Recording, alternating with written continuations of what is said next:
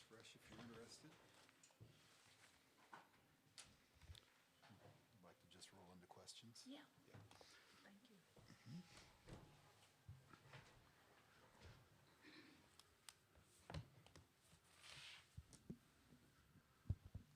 All right, we welcome Coach Mulkey to the stage, and we will just roll right into questions.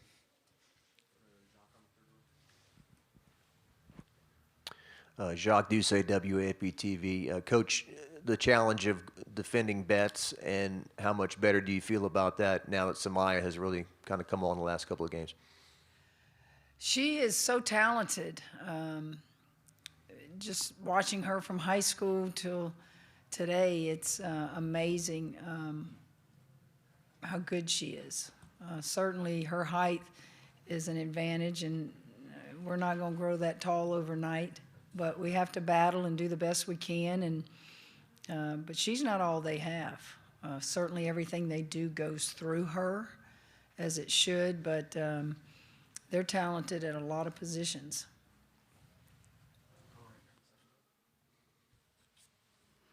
Hi, Maddie Kenny with the New York Post. Just to follow up on Betts, you've coached some really dominant post players with size, and I guess where does Betts stack up when you think about great centers in the college game, and how does that experience, having coached players and seeing different defenses against them, maybe help give you an edge in some way to learn how to, or know how to tackle that? I can't speak for their history of post play, but if you're just asking me to compare it to those that I have coached through the years, number one, her height is really an advantage, but it's also her skill level. She's learning how to really post you deep, and that just comes with experience and age, and just probably them working with her every day. She has just improved so much. Every time I watch her play, she does something really, really good, and I thought, that's a lot of work. And she's a special talent.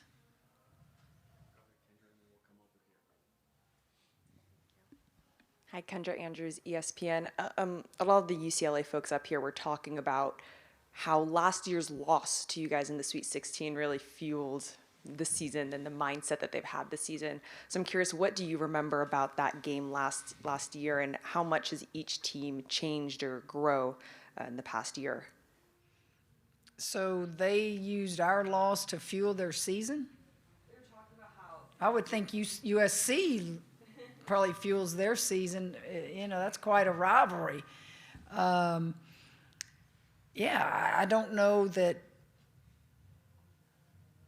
we've really thought about that win very much. I'm sure if that was the last game of the season for them, maybe it does fuel them, but I just remember we won. I can't remember details. I can remember a lot of off the court stuff that took place with the media, but I can't remember what specific thing in the game. We had Angel Reese, and they had Osborne, and but it's different teams, but they have more of the returning players that are so important for them, and we have some new ones.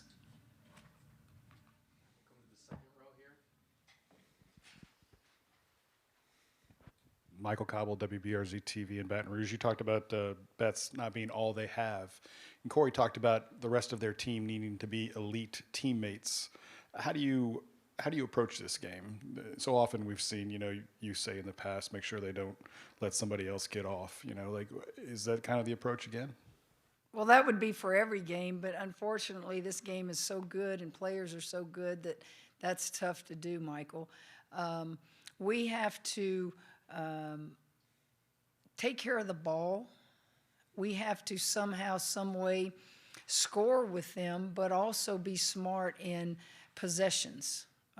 If they start just really lighting us up, how do we shorten the possessions? And so you go over plan A, plan B, plan C, but continue to do what you do, because they still have to guard us too. And so I think it's a game that will be very physical, They play physical, we play physical. I think it's a game where there's a little bit of history from what you said from last year. They are the overall #1 seed. And so we recognize what we face. And we'll play hard, and we'll do the best we can and hope that we can make it a good game.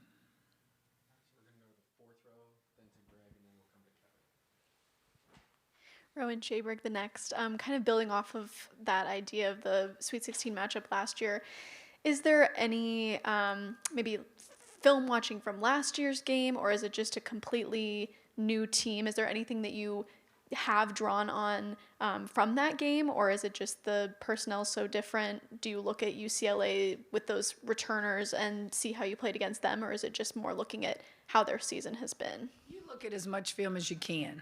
We don't have the same personnel we had last year when we beat them. So you look at sets, you look at how we guarded them, maybe things like that. But then you move on to this year and what they're doing better and their personnel. And, you watch so much film, you forget what all you've watched. Coach Bob Stark, he lives in the film room. And he brings me things, and I finally have to just say, Coach, we can't overcoach. Let's go play. Greg Lee with the Spokesman Review. Coach, rebounding is a key thing for your team, obviously. And last night, Aneesah, out of the 9 offensive rebounds she had, she scored on 7 of those. How big is that going to be? And I would assume that Aneesah's got to be a big factor on their scout.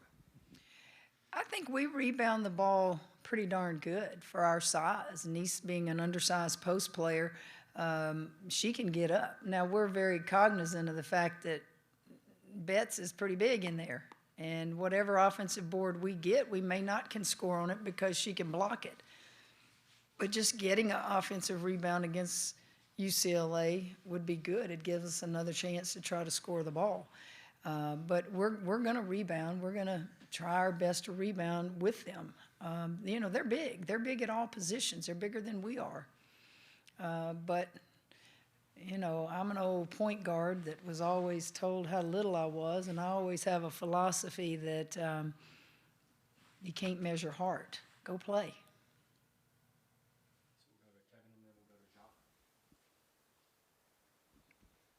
Kevin Pelton, ESPN.com. What are you expecting to see from Flau'Jae tomorrow, coming off what was not her best game and then having to watch it, the end of it from the sideline? She's good to go. She's ready to go. She'll bounce back just like all Americans do.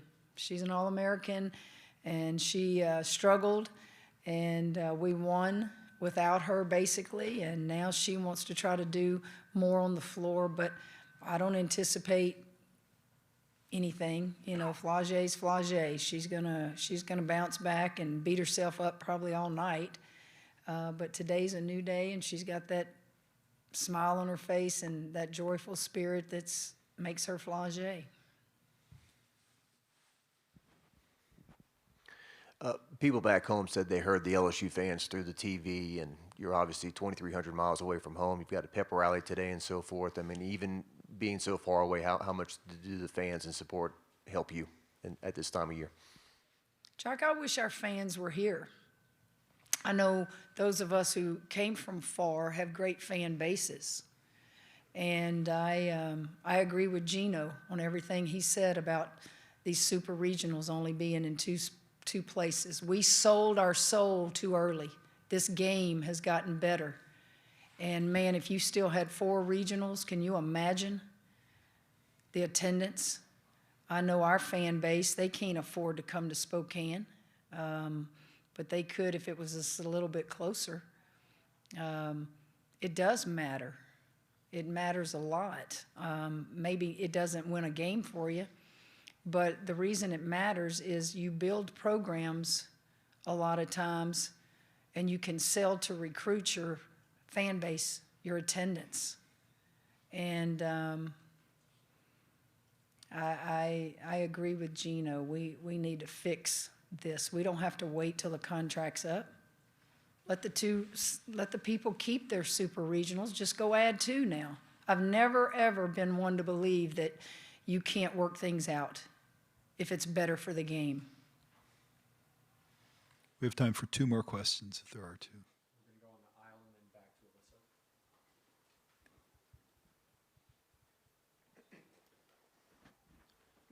Reed Darcy with the Advocate in Baton Rouge. Coach, why play Samaya the full 40 minutes last night, and how important is she going to be tomorrow defending Betts? Well, I played her because she was playing good. She wasn't in foul trouble. She's playing with unbelievable confidence, and we needed her to win the game. So that's why she played 40 minutes. And what was the second part of your question? Defending Betts, how important is that? She has her hands full.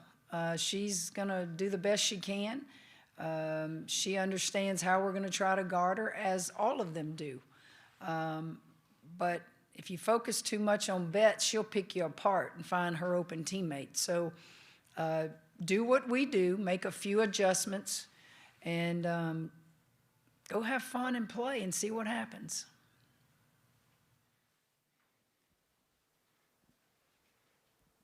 Alyssa Charleston-Smith, Big Ten Network. Coach, sorry to keep focusing on Betts like you're talking about, but when you say she gets deep in the paint, from a coaching perspective, is it about heart keeping her out when you are undersized, or is there anything else you can tell your players to kind of push her out and keep her away from the rim? We'll try to do a lot of things. I'm not going to tell you what we're going to do, but we will try to do a lot of things. We've seen so many teams in film do different things. We watch and we study defenses a lot. Sometimes you can have a great game plan and they still expose you and they're still good. And she's good. So we're going to try what we can do. And if we don't succeed at that, we'll go to plan B and try that. And, you know, hopefully she'll get tired. I think I saw something where she said she was tired. It's like, ooh, I kind of like that. No, she won't get tired. Great players don't get tired. They fight through it. All right, thank you, Coach. We'll be back with LSU student athletes.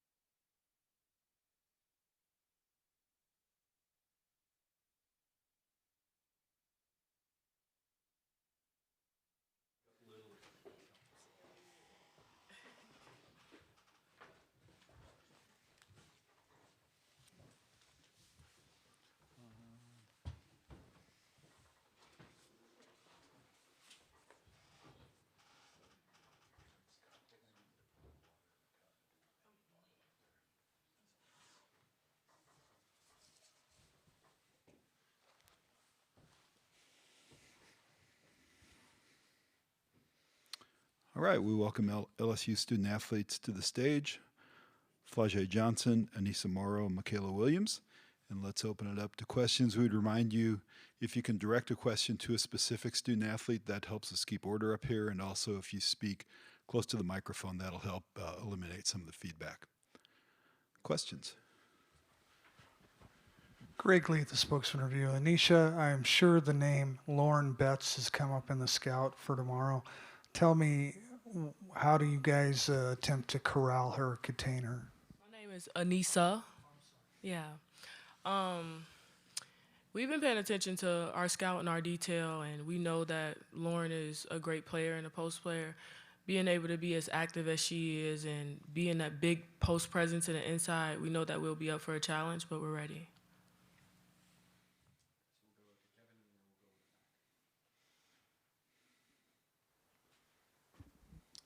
Kevin Pelton, ESPN.com. Flau'Jae, what happened sort of on the play last night where you went down, and how are you feeling today? I feel good. I think her elbow just hit me in my eye, and I couldn't really focus my eyes. Like, I was seeing double, so I was trying to go back in the game, but then I was like, I can't see, so I just sat down. But I'm good, though.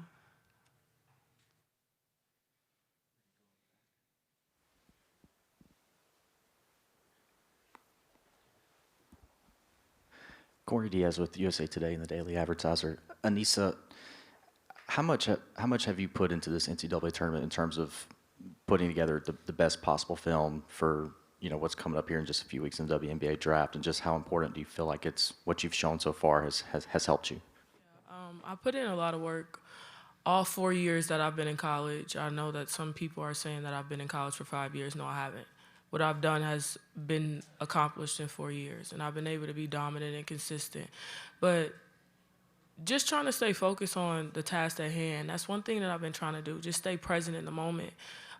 Every play is one of the most important plays, and think about that throughout the game or even while preparing for the game. I pay a lot of attention to my scout and a lot of detail as well.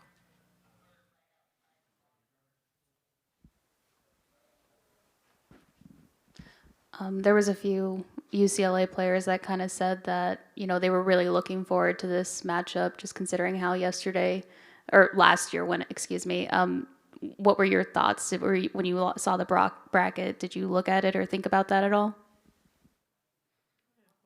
Don't look at me. Last year, we were very motivated because of a article that came out, and then, you know, their coach's affiliation with the article, retweeting it and stuff like that.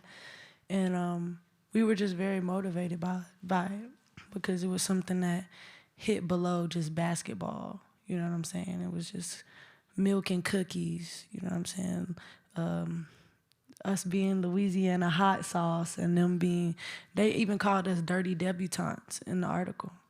And they were America's team, you know what I'm saying? So, you know, for us, we took that personal, and I think, you know, the core of us who the article was about, we still here.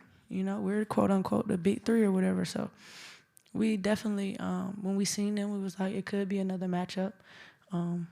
But I don't know. I feel like we have confidence. We did win the last game. They are a great team. They have a great player. But, you know, I believe in my team. I think we're rolling right now, so we just got to come and put our best foot forward. We play together for 40 minutes. We'll be very happy with the outcome. More questions? Kendra Andrews, ESPN. With last season's game, one, now kind of following up on Maddie's question, now that the bracket is set and it's not an if, it is a yes, you are facing UCLA. What can you take from the basketball side of last season's game? Are you watching a lot of that film, or do you kind of have to take a different approach just because of personnel changes? And is that still a motivation, knowing kind of what happened leading into last year's game? I don't think, no. I mean, of course, we look at last year's film because, you know, they're still centered around one player, essentially. And I think that we look at that, and then we look at the games this year because they are a completely different team. I think they're a better team than they were last year. And so we just take it one game at a time.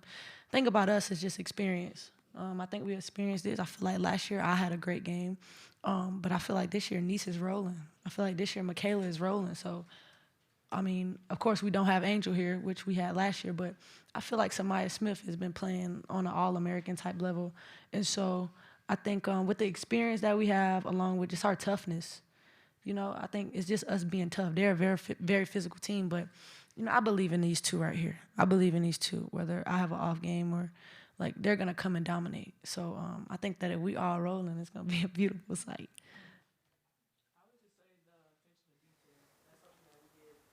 Last season was focused on the details of the game and how to be in the right position to help a player, your teammate, if they get beat off a drive. Know your scouting report, who's a shooter, who has a quick release, knowing to force somebody to the middle at separate baseline. Like, those are the things that we focus on. So Michael Cobble, WBRZ TV in Baton Rouge for Flau'Jae and Mikaylah. Just obviously so much of the focus will be on that matchup down low, but they're pretty, you know, potent from everywhere. So how much of it is sticking with your man and helping when you can, but not necessarily, you know, helping off too much? What's so funny, Flau'Jae? Always looking at me, but I can't sit by her. If I look at her, I'm going to laugh. Go to him. I think to what you said, obviously their 5-player does demand a lot of attention. So we'll help when we can. Like Nee said, we'll follow our scouting reports, help when we can, stay out when we need to. So I think the biggest thing for us is just following our scouting reports. Yeah, I feel like Lauren Betts, she's great. Obviously, she's a very great player. So we have to keep the other players within their ranges. They average about 9, they average about 7, they average, you know what I'm saying? So I think we have to take our matchup personally. Aneesah always says that, take it personal. Chicago, take it personal. So I just think we got to take our matchups personal. And if we do that, we'll be fine.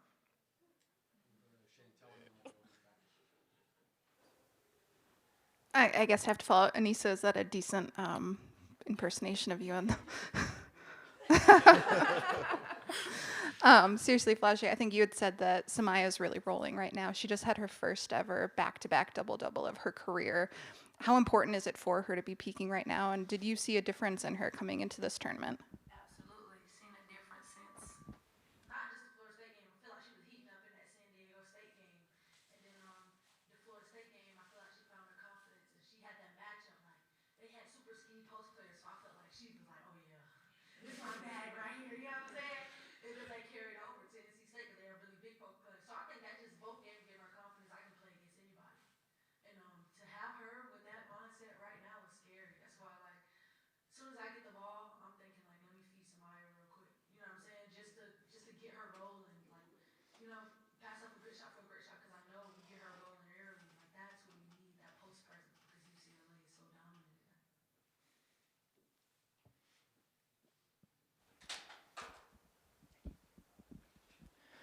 Mikaylah, for you, you know, coming out of high school, you were consensus top 2, you know, recruit coming out of Parkway.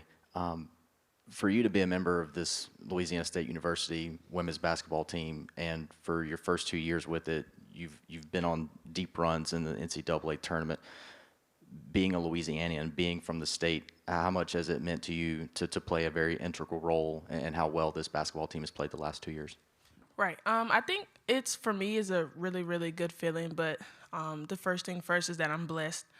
Just blessed that God blessed me with the talent and the ability to even be on this stage to play basketball among some amazing, great, talented athletes. And I think, like, my goal as a basketball player on this stage is to just be a role model and inspiration to the people in Louisiana, the little girls in Louisiana, to show them that it's possible to do some hard work and believe in God and be humble, and it works. Like, you get to be D1, you get to go to that next level of basketball, you get to continue to play the sport that you love.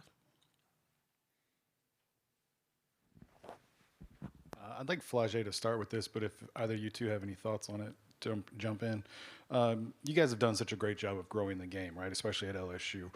Kim talked about maybe the two-site regionals somewhat limiting the game, because last year and this year we're like on the far East Coast or the far West Coast. Just your thoughts on how the game could grow if it was maybe a little bit more regional and accessible for fans. Yeah, that's what I was saying too. Like, if we was in like hot spots, like we be selling out crazy. We in Washington. Not saying like that. It's beautiful out here. I love the water and stuff like that. But like imagine we was in like Chicago. We was in like somewhere more accessible, Dallas, somewhere where everybody was at. And then it's like the other day we only had 30 minutes of like warm up time because there's so many teams in one gym. Like, you know what I'm saying? I feel like that's kind of the one little downfall, but yeah, I feel like it definitely, if we was in like a hot spot, that'd be lit. But yeah, I agree. But I feel like the game was still growing, but yeah, it would be the warm up time for me. Like 30 minutes. We take 10 minutes to warm up, so. Yeah, that's 20 right there. That's 20 minutes.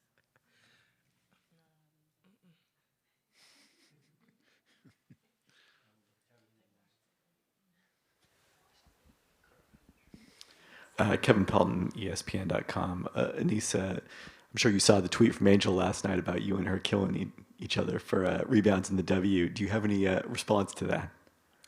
I say for sure. Me and Angel went at it in practice all the time. Like, we used to talk tough to each other. She a dog, and you got to be able to play against her, have that dog mentality. So seeing that tweet is just typical. Like we went at it all year, and even in the game, sometimes you see us snatching each other rebounds out of our hands. So it's definitely gonna be a sight to see. Aneesah, I was just curious, what was your reaction to Doug Bruno's retirement news yesterday?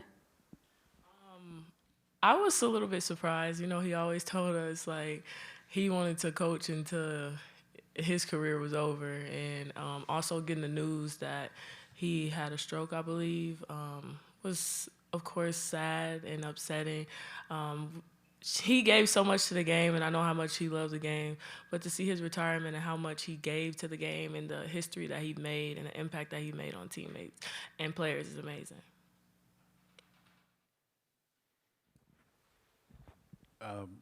Flau'Jae, I think you kind of touched on this, so we'll start with Mikaylah and then Aneesah. But take it personal has been a little bit of a thing for the last couple of games back in Baton Rouge as well. Just how big has Aneesah's leadership been in clutch moments in the game, as far as, and kind of like reminding you the guys the finality of what you're doing right now?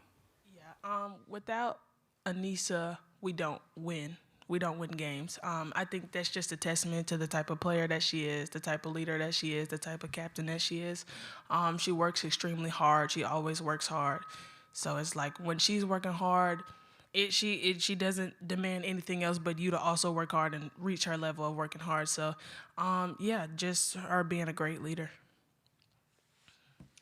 I would say Coach Mulkey challenged me at the beginning of the year. I remember I sat down and I talked to her, and she was like, "Niece, like, we know that you can lead them physically, but you have to be able to be more verbal." And that's when you become an elite player. And I had the same conversation with Coach Money, and she said, your words are valuable. And one thing for me, I always felt like I didn't say a lot because I didn't feel like people listened to me. But Coach was like, if you're putting in the work, they have no choice but to listen and follow. And that's something that I've learned this year, and my teammates have not only been able to hold me accountable, I've been able to hold them accountable. And they take the criticism that I might give them, but they know that it's coming from a good place. We have time for two more questions if there are two.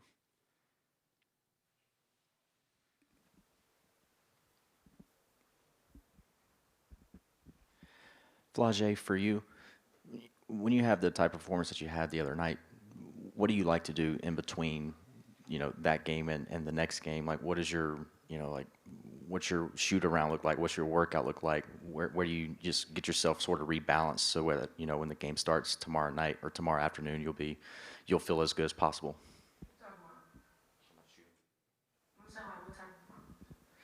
Talking about that you scored 3 points yesterday, and yeah. Yeah. That's the mentality you gotta have. It's not normal for me to score 3 points. This year I've had multiple 20-point games. But you know, I learned a lot of things. Just that I can affect the game in different ways. I was dominant early, getting rebounds, being in the right place. But you know, just like how I answered your question, that's where I am. Last night I prayed about it, and then I was just like, I gotta flush it. Like, and in the tournament, you don't have time to dwell on the last game. All I can do is kind of be a professional about it and fix the things that I did yesterday, as far as like my body language, as far as leading my team 40 minutes straight. I told Mikaylah last night, like, we got a chance to win a ring, and it ain't about me. It's bigger than me. It's much bigger than me. If I have 30 points and we lose, I'm gonna feel the same way. So the most important thing is that we won, is that I had my teammates to pick me up. But I definitely don't want to be a liability in the court. So when my shot isn't on, because it's not gonna be on every game, I gotta find other ways to impact the game. That's what I'm gonna do. So I'm not in bad spirits. I'm not sad. I know my teammates, they're right there with me. No matter what, they're gonna tell me shoot it again. So, you know, I'm more confident than ever. Do I have one last question? All right. Thank you, three.